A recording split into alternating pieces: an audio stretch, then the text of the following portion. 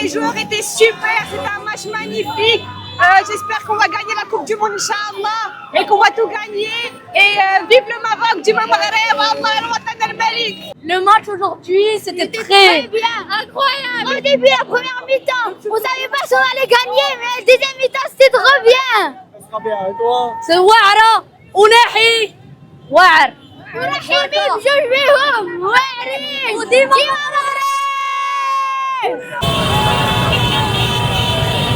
السلام عليكم. مقابله مشرفه من طرف اسود الاصاص، شرفونا اليوم في مباراه كبيره اللي كانت صعيبه في البريمير ميطا. الدوزيام ميطا وهبي والادجوان ديالو ساكرامنتو بينوا باللي المنتخب الوطني ان شاء الله يقدر يمشي بعيد في الكوب دي موند، وان شاء الله اسود الاصاص يخرجوا بلاكم ان شاء الله امريكان وديما مغرب ديما وداد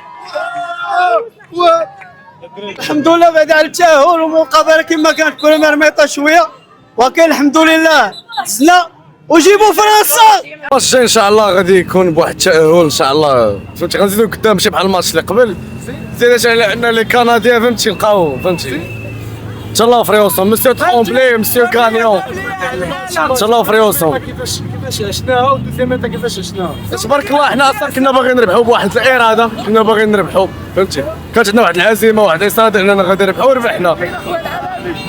ستاهلين كن